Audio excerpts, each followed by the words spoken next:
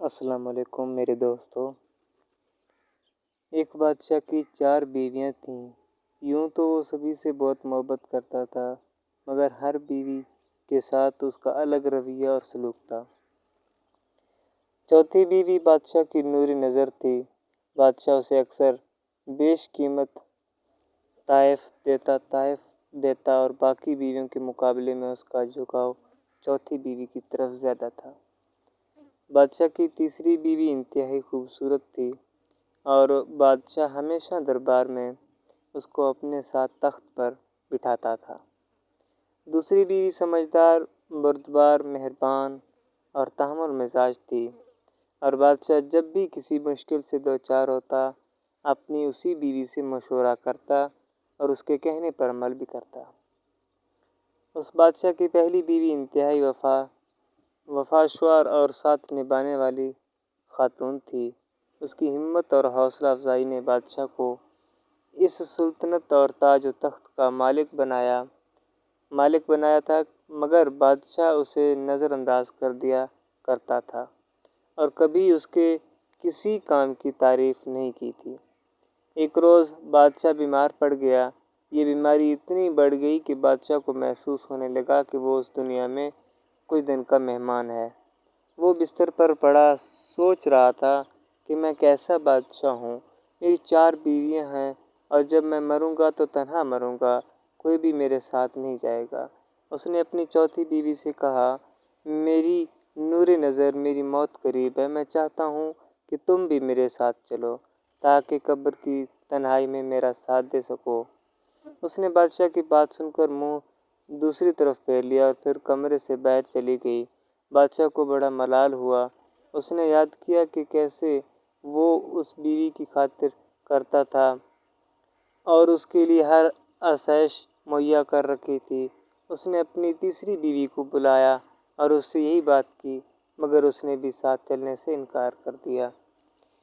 Please میرے دوستو channel کو سبسکرائب کریں۔ دونوں بیویوں کی ایسی سرد مہری دیکھ کر بادشاہ کا دل ڈوبنے لگا تو اس نے اپنی دوسری زوجہ سے ساتھ چلنے کی درخواست کی۔ دوسری والی بولی، بادشاہ سلامت، آپ خود ہی تو فرماتے ہیں مرنے والوں کے ساتھ مرا نہیں جاتا، لہٰذا یہ منزل آپ کو تنہائی پار کرنا پڑے گی۔ بادشاہ نے مایوس ہو کر اس سے منہ پھیر لیا۔ ان تینوں بیویوں کو آزمانے کے بعد جب بادشاہ تکلیف اور بے بس کے ساتھ چھت کی طرف دیکھے جا رہا تھا تو اس کے کانوں میں چوتھی بیوی کی آواز پڑی۔ وہ کہہ رہی تھی، بادشاہ سلامت، میں آپ کے ساتھ چلوں گی، جہاں بھی آپ جائیں گے میں ساتھ دوں گی۔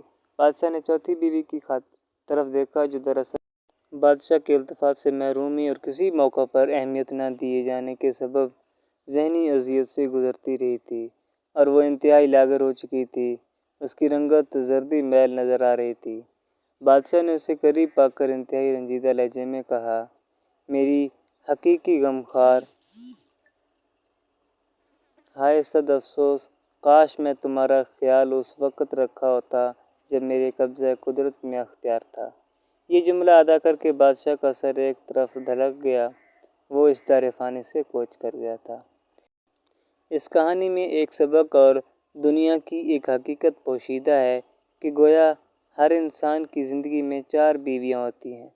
چوتھی بیوی اس کا جسم ہے جس کو توانا رکھنے کے لیے وہ ساری زندگی کوشش کرتا ہے، مگر ایک دن اسے یہ جسم چھوڑنا پڑتا ہے۔ تیسری بیوی اس کا مال اور منصب ہے جو مرنے پر چھوٹ جاتا ہے اور دوسروں میں تقسیم ہو جاتا ہے۔ دوسری بیوی کو اگر ہم اس کے رشتہ دار یا دوست احباب فرض کریں تو ان کا حال ایسا ہے کہ یہ ہر انسان کے مرنے کے بعد قبر تک اس کا ساتھ دیتے ہیں اور پھر واپس اپنی عارضی زندگی کی طرف لوٹ جاتے ہیں۔ پہلی بیوی کی مثال انسان کی روح جیسی ہے جس کا ہم ساری زندگی خوبصورت جسم حاصل کرنے کی چاہت، دولت، منصب و جاہ، شان و شوکت حاصل کرنے کی آرزو میں اور محفل عیش و طرب سجانے کے دوران خیال نہیں رکھ پاتے اور کوئی اہمیت نہیں دیتے۔ جب ہمیں اس کی ضرورت پڑتی ہے تب تک یہ ضعیف الاگر ہو چکی ہوتی ہے۔ ہمیں پہلی بیوی یعنی اپنی روح اور سیرت و کردار کو مضبوط بنانے پر توجہ دینی چاہیے، اور یہی وہ سب ہے جو ہمارے مرنے کے بعد قبر میں ہمارا مضبوط سہارا بنتا ہے۔